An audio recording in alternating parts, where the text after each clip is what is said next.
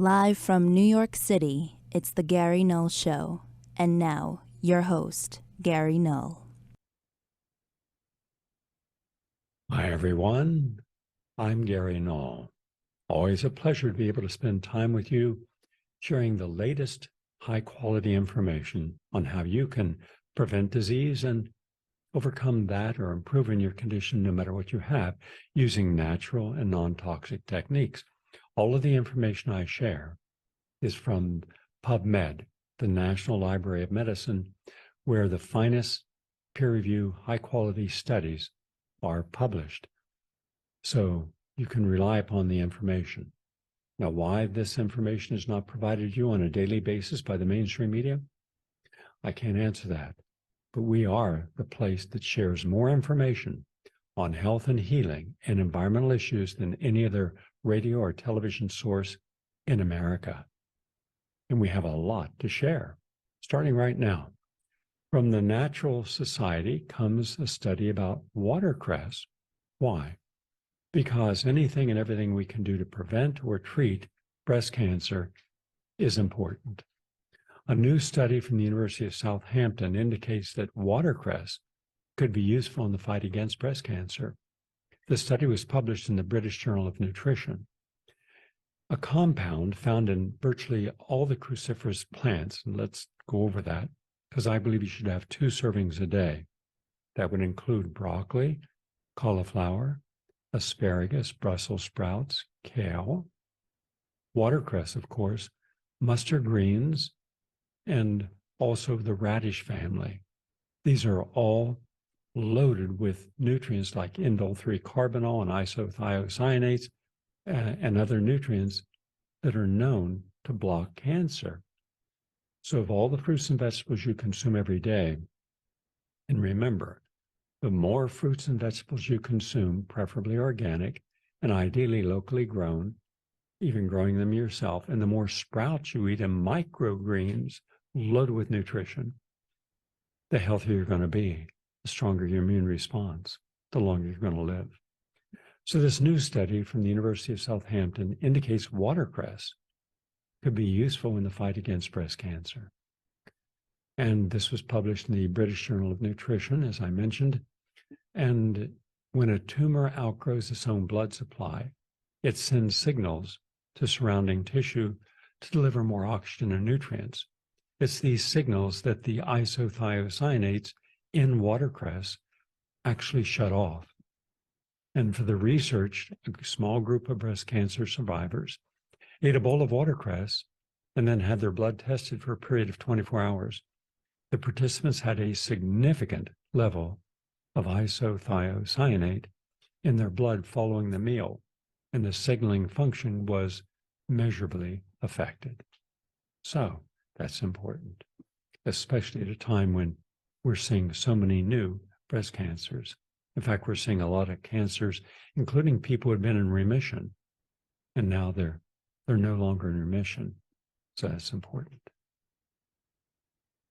It's always nice when I return to New York City, where I lived my entire adult life, plus living at the same time in the country on ranches or farms, where I am now, down in Southwest Florida on an animal sanctuary and taking care of animals that have been rescued. I've rescued over 5,000 animals of all different species, from giraffe to zebras and foxes and possums, you name it.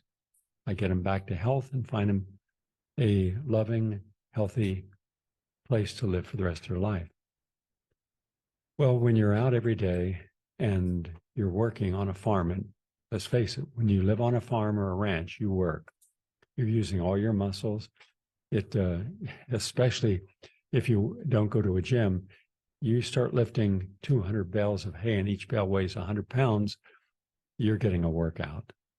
And you pound stakes in the ground for putting up fencing, that's a workout. And but if you don't live in that environment and are working on your body every day, then go to a gym or create a little gym in your garage, your basement, but work out. Why? Because the Australian National University found that working out in a gym in later life could lower dementia risk. Now, right now, I have 7 friends who are in their 50s and 60s who are substantially focused upon taking care of a mother or father, or both in 2 cases, where they just can't take care of themselves. They have for dementia. Unfortunately, none of these individuals did anything in a healthy way, whether it was exercising or eating right or juicing or modified fasting or dealing with stress in appropriate manners during their life, because they never thought it would happen to them. And then one day it does. But it doesn't happen all at once. Early signs can start in your late 20s. You're actually in the aging part of your life at the age of 27 forward. Now, if you were one of those people in college, did a lot of binge drinking or just drinking all the time, let's just say that you're 20 chronologically. You're probably 30 biologically, because you've destroyed so many of the DNA. You've altered so many of the cells. And now they won't all come back, or they'll come back in a non-healthy way, like cancer. But that doesn't happen overnight. Again, that takes a lot of assaults and years, and then one day it tips. Now you're really noticing it. One of the first things we notice is we notice a loss of short-term memory. Long-term memory can be there, but short-term memory. What did you just read last night? Well, you forgot. What was that person's name? You forgot. Where'd you put your keys? You forgot. Those are red flags that tells you should be working on cleansing, rejuvenating, detoxifying your brain and your body. But we don't, because it's not a classic disease. It hasn't been diagnosed as such. After all, you're only 41 years old. You're not old. Well, in reality, you are. During the past 3 years, the life expectancy of Americans has dropped more than almost any country in the world. In fact, it's dropped more than any of the advanced first world countries.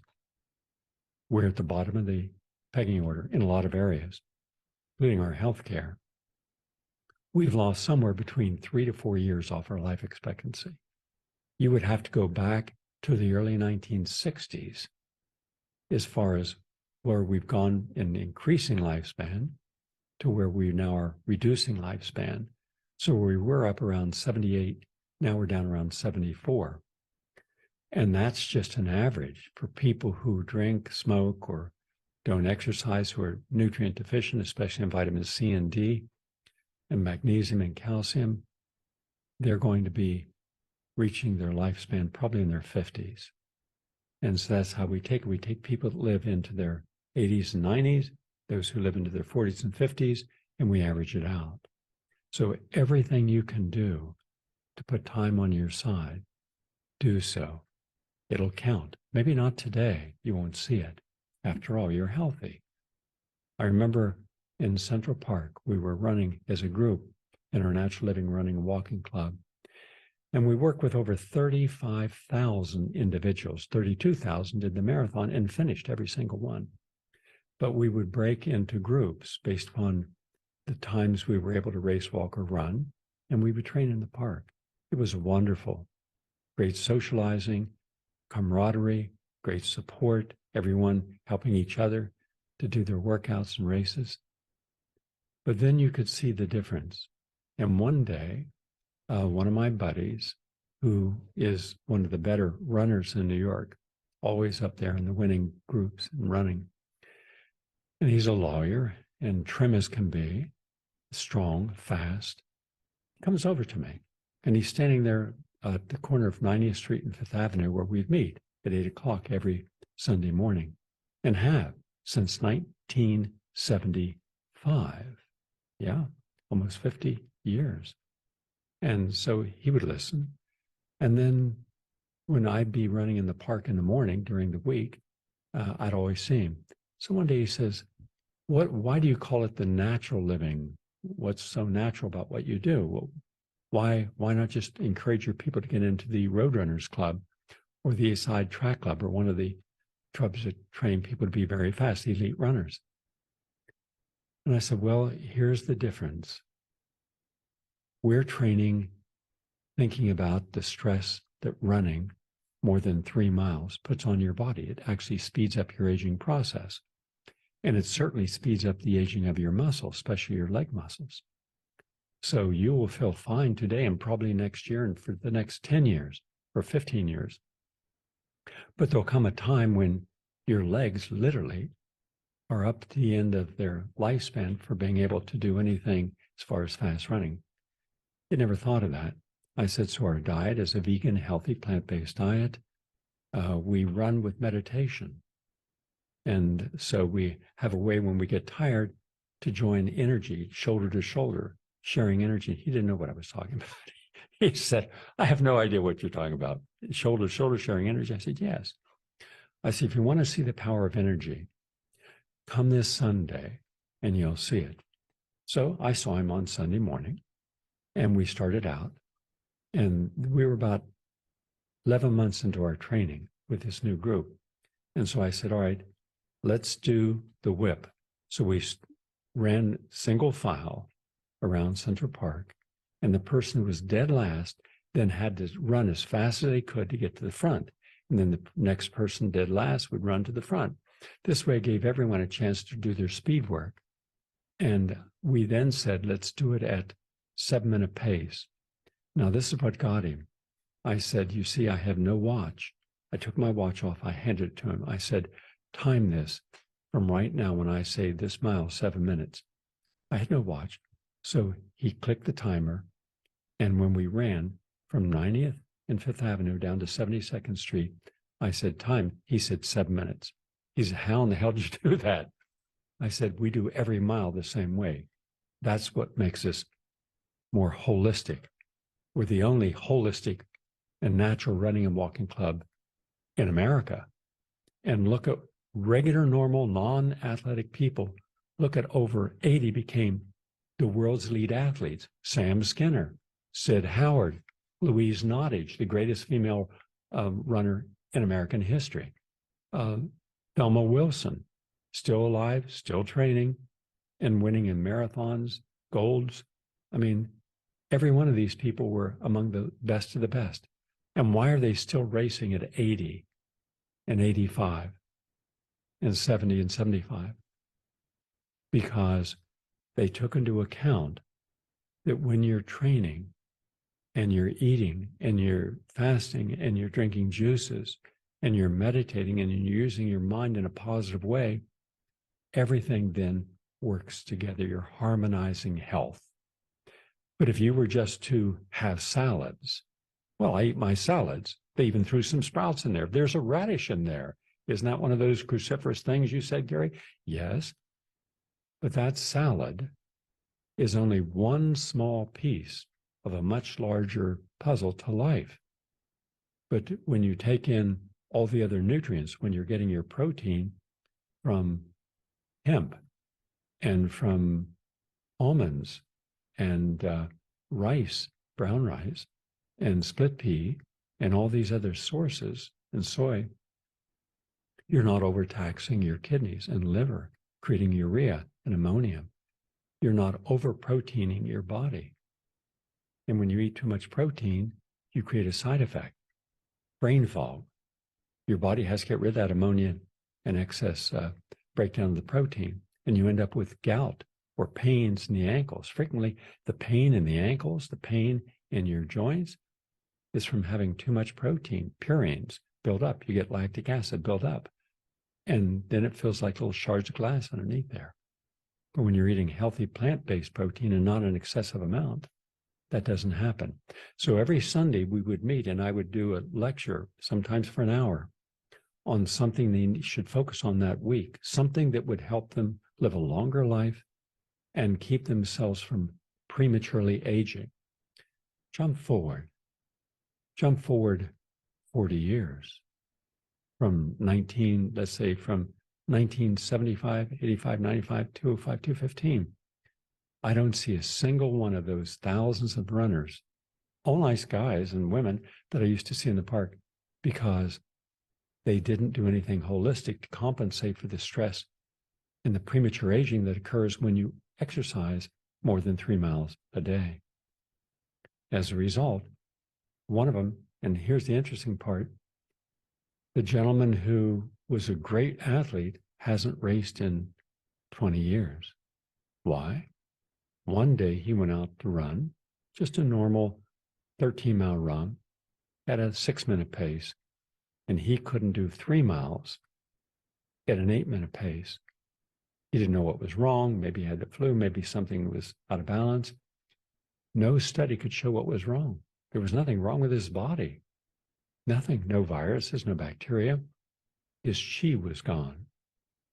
When you overexert anything in life, when you overdo anything in life, the central life force is called the chi, and you just use it up. And so that's why we must always have rest, meditation, silence, and balance in our life. Green space, white space, blue space, being able to take time for ourselves. For some people, they think that would be selfish because they devote so much of their time and energy to other people's responsibilities. Even when that person can clearly do something for themselves, they're still doing it. And of course, then there's no time for themselves. They're fatigued emotionally and physically, but they just keep doing it. They have no chi. And think of how many couples, especially professional couples, who are smart, well-educated, overwork because they're all trying to climb that mythical, euphoric ladder of success. The harder they work, the more they're going to be recognized by their peers, and the more essential they will seem for solving problems and helping people. And then one day they realize that the spark is gone. They're going through the motions, they're functional, they're able to live and work, but the energy is no longer there. I'm sure many of you right now know exactly what I'm talking about. When what used to be exciting, looking at someone and seeing the energy just flash between your eyes, the passion, the pleasure, the purpose of sharing that time with someone, thinking it would never end. But then when you start overworking your energy that you're giving to a patient or to a person or to your job, that's your chi. It doesn't matter where you give it. If you overexercise, you deplete it. I depleted my chi. I was training and racing, winning every race in America, in the World Games, setting records. And I'd get a call, Gary, where's their race in the world? Well, there's a 20K in LA. Let's go out tonight. So we're there tomorrow morning. We would do it. Yeah. 50 of us went to London to do the first London Marathon. We did all these first marathons, the London, the Waterfront Marathon, Jersey Shore Marathon, the Long Island Marathon, the Marine Corps Marathon, the Montreal Marathon, the Los Angeles Marathon, the San Francisco Marathon, and dozens more all over the world. We did them. It was wonderful. It was an irreplaceable moment in life. But life is about passages, the people in those passages, the relationship, what we share. And here's the key. As long as you're in a passage in life, appreciate that's the only time that's going to happen. You'll have other passages, but that passage with those people, don't take any of it for granted. Honor it. Honor the people who've gifted you by coming into your life. That's how I look at it. I look at each person who comes into my life as a gift. How blessed am I to have this? Now, sometimes it doesn't turn out that way. Okay. But the passion, the energy, you're sharing your chi, the excitement of being able to share and relate, that's the significance of relationships. Right now, we have a whole nation where a lot of those people, probably one half, are depressed. And a lot of those people are lonely. They're not in a passage where they're able to relate and share.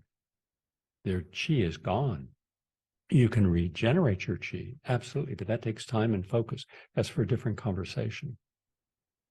So when I saw my professional friend, we didn't hang out together, but when you meet people on the road every day and you say hello and you chatter for a few moments while you're working out, you create a bond. And he says, I didn't know what the hell you were talking about, Gary, a long time ago when we had that conversation and I came to the club and I came out in the track to see what you were doing. He said, but you're absolutely right. Everyone I know, all at one time, we all worked out together. Every morning we were out there and none of us now. She is gone. You have to rebuild it. It won't rebuild itself. But if you're older, if you're over the age of 40, you're way past middle age. You're in the last segment of your life, unless you do something to change that. Can you? Yes. Just the information I'm sharing. But you can't just say, okay, Gary mentioned something. What was it? Asparagus. No. Watercress. That was it. Let's just put some watercress. That's all I have to have. So once a week, I'm going to have a few sprigs of watercress because it doesn't taste that good. And suddenly I won't get breast cancer or something. No, that's not what I'm saying. I'm saying put all the pieces together. Now that requires a different type of mental discipline. You got to get out of your lazy space, your comfort space. You got to be willing to say, I'm willing to change, repurpose how I'm living, eating, exercising, or not. And then watch your chi come back. Watch the passion for life and pleasure and creativity and hobbies and everything comes back. Like you open a door and suddenly, wow, this is Back to the Future. I have a whole new perspective on what I'm going to be doing now. I'm not going to sit around and watch stupid television and watch a society in decline and intellects in decline and passions in decline. No, I'm rejuvenated. Just want to share that with you. The more you do, the more you benefit. So this study shows that if you start exercising, rigorously exercising in your 50s, 60s, and 70s, you can substantially lower your risk of dementia. And all those people I told you that my friends are taking care, that completely consumes every day of their life. Their own careers put on hold. Their social life gone. Right? Phone calls to friends. But could they help their parents? If they start early enough and the parents are willing to make changes, yes. If not, no. That dementia only progresses. So you need to have a healthy weight. That's critical. You need to retain your muscle mass. You need to stimulate human growth hormone. Exercise does that. And you need to eat right, juice, and modified fast. You do those things, wow, you're going to see people who go through their 70s, 80s, 90s with no dementia. Now, from Brown University comes a study that not all micronutrients, like selenium, for example, are created equal. The study identifies some supplements that benefit your cardiovascular health. Now, healthy diets are rich in antioxidants, like amino acids, omega-3 fatty acids, and vitamin C. But exactly how beneficial these micronutrients are for cardiovascular health has long been controversial. Now, a new meta, which means many different studies, published in the Journal of the American College of Cardiology, provides some clarity. Researchers systematically reviewed a total of 884 studies. That's a lot of studies to review. And they looked at the micronutrients taken as daily supplements and analyzed their data. They identified several micronutrients that do reverse or reduce cardiovascular risk, as well as others that offer no benefit or even have a negative impact. More than 883,000 patients were involved in the controlled studies. And this was for the first time a comprehensive, evidence-based integrative map to characterize and qualify micronutrient supplements on your health. So what did they find? They found that you need a broad base of vitamins, minerals on a daily basis. Some you'll be able to get to your food, from your food, the others you have to take. You need the phytochemicals. You need the antioxidants in particular, because the antioxidants and phytochemicals are what really impact your cardiovascular risk factor. And there's about, in the intervention, they found about 27 different types of antioxidants. They found strong evidence that several offer cardiovascular benefit. Those are the omega-3 fatty acids, which decrease death from cardiovascular disease. folic acid, which lowered stroke risk, coenzyme Q10, an antioxidant sometimes marked as Q10, which decreases all cause of death. The L-arginine, which is an important amino acid, citrulline, vitamin D, magnesium, zinc, alpha-lipoic acid, melatonin, catechin, curcumin, flavanol, genistein, that's Genistein, and quercetin, all showed evidence of reducing cardiovascular risk. But not all supplements were beneficial for the heart. Vitamin C and D and E and selenium showed no effect on long-term cardiovascular disease outcomes, except vitamin C and E thin the blood, therefore reducing the risk of stroke. So that's just the latest on what's happening with health and healing.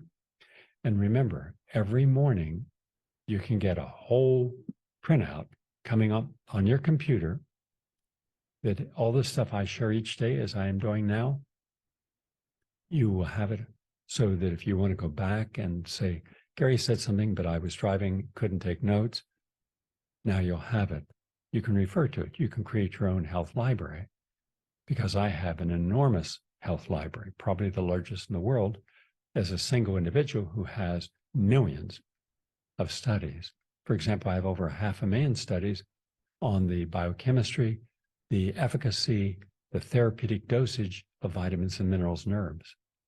And so therefore, when I'm sharing information and in my clinical practice, I can reach into that repository and then put together protocols that can make a difference based on good science. So just go to GaryNull.com, that's GaryNull.com, and look under newsletter, and it shows you how to get that, all right? And it's free, and it can help you. And also my documentaries. I'm working on 3 documentaries as we speak. I intend to have 2 of those ready to premiere the first week of February when I return to New York. I'll be doing premiere as a fundraiser for our sister station WBI, where I've been for 45 years, approaching in the next 5 years, 4.5 years, 50 years on the station, half a century. It's a long time. And I fully support BAI and community-based radio. So I'll be premiering 2 of these films when I come back. They're hard-hitting, and I'm filming every single day. Today, I was filming early this morning. I got 3 more shootings to do later today around the world. Exciting films. Thank you all for taking the time to look at this health nutrition. For those of you who are going to be on for the entire program, we're going to take a break and come right back because I've got some really interesting material to share with you. Are you tired of closed-minded programming? Well, look no further than PRN.Live, the home for progressive voices.